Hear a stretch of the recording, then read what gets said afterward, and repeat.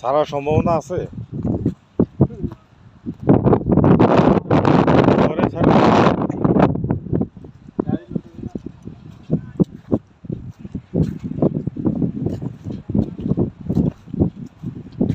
আসসালামু আলাইকুম। আজকে হচ্ছে 28 তারিখ। ফেরিটা অবশ্য কিছুক্ষণ আগে আসছে সকালবেলা। তো এখন জোয়ার হইলে ফেরিটা ছাড়ার সম্ভাবনা আছে, এই হলো অবস্থা। ভাটা হইলে, জোয়ার হইলে এগুলো সব ডুবে যায়, মানুষের যাতায়াতে খুব সমস্যা হয়। আসলে আধুনিক পল্লু ছাড়া এটা আসলে সম্ভব না। প্রচণ্ড বাতাস, সাগরের অবস্থা।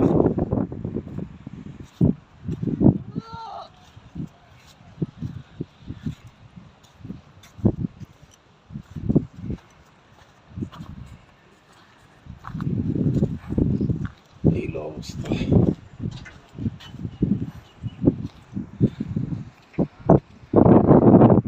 জোয়ার হইলে এগুলো তলে যায়, তারপর হচ্ছে এরকম ছোট ছোট লাল বোট দিয়ে ওদিকে পার হইতে হয়। জি, আসসালামু আলাইকুম। সকালে যে আসছেন কিরকম রোলিং হয়েছিল? রোলিং তো হইছে অনেক অনেক। এখন আমরা কি আশা করি কি আজকে করার নাগাদ ছাড়তে পারেন ইয়ার থেকে বাসবাড়ি? ইনশাআল্লাহ, মানে যে ঢেউ আছে সারা যাবে? সারা যাবে, সমস্যা হবে না ইনশাআল্লাহ। এটা কালকে তো বানানো অ্যাক্সিডেন্টলি উপরে আটকে গেছে।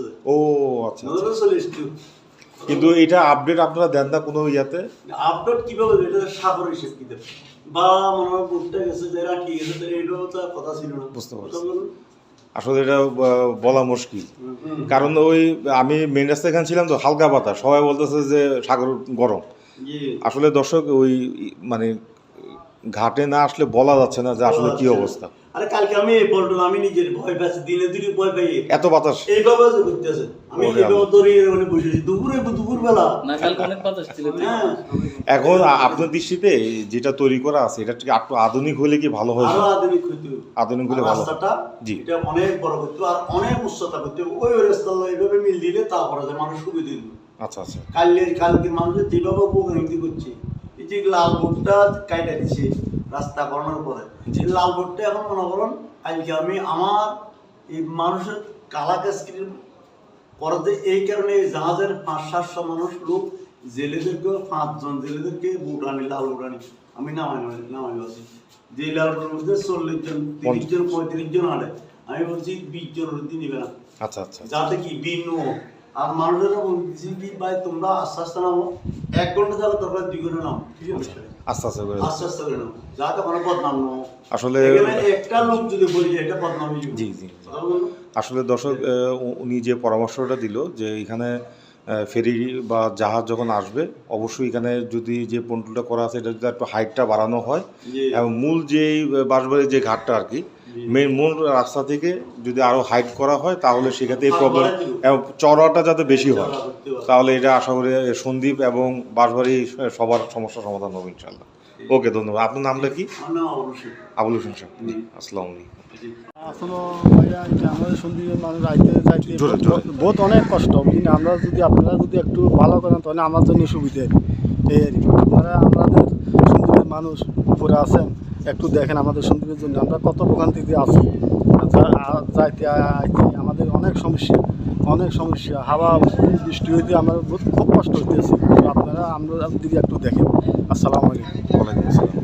এই যে আপনারা যে আগে তো কাঠের বোটে আপনারা আসা যাওয়া করতেন, তাই না? এখন যে ফেরি হয়েছে, তো এতে কি কিছুটা কষ্ট তো কমছে? বহুত অনেক কষ্ট কমছে আলহামদুলিল্লাহ। তবে এখন যেটা আপনারা চাচ্ছেন যে এখানে যে সিস্টেমটা করা আছে এটা যদি একটু উঁচা করা হয়, আমরা একটু মানে ভোগান্তিতে একটু নিশ্চিত হইতে পারি।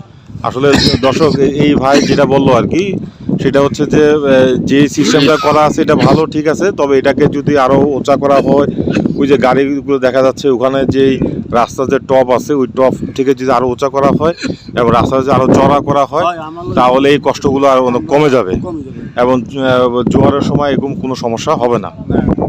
তাই তো? আচ্ছা, ঠিক আছে, ধন্যবাদ। ওয়ালাইকুম আসসালাম।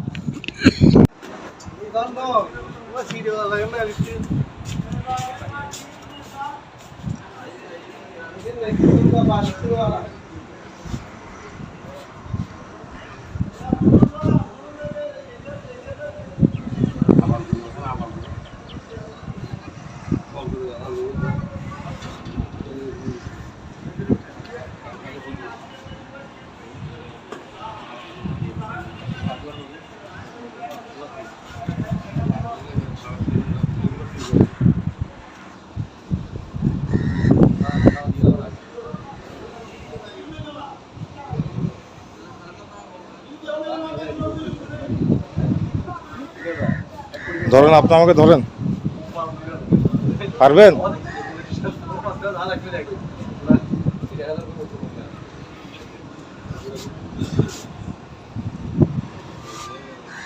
ভিতরে চলে যাবে।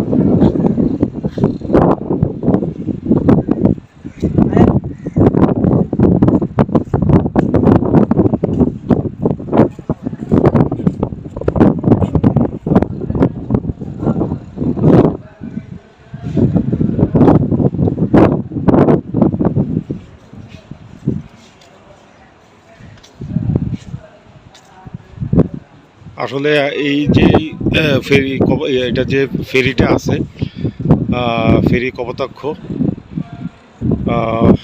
মোটামুটি সব গাড়ি এখানে উঠতে পারে।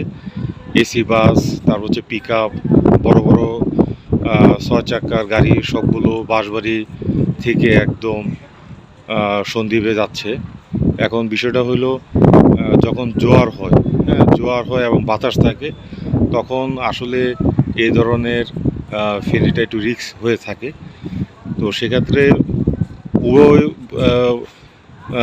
উভয় পাশেই, অর্থাৎ সন্দ্বীপ এবং সন্দ্বীপবাসী এবং বাঁশবাড়িয়া ফেরিঘাট উভয় ক্ষেত্রেই আর কি তারা সুফলটা ভোগ করবে তখনই যখন আরও অত্যাধুনিক, যেহেতু এটা সাগর পথ, সন্দ্বীপ চ্যানেল, সেক্ষেত্রে অবশ্যই আরও অত্যাধুনিক যদি এখানে সি ট্রাকের ব্যবস্থা থাকে, হ্যাঁ তাহলে সেক্ষেত্রে যে কোনো জোয়ারে এই ফেরিগুলো সাগরে চলতে সহজ হবে। তো যারা আমার এই ভিডিওটা দেখবেন অবশ্যই তারা লাইক এবং শেয়ার দিবেন। ধন্যবাদ। আসসালামু আলাইকুম। আমি এখন বিদায় নিচ্ছি। এটা হচ্ছে বাঁশবাড়িয়া ফেরিঘাট, সীতাকুণ্ড ফেরিঘাট, অর্থাৎ বাঁশবাড়িয়া সীতাকুণ্ড ফেরিঘাট।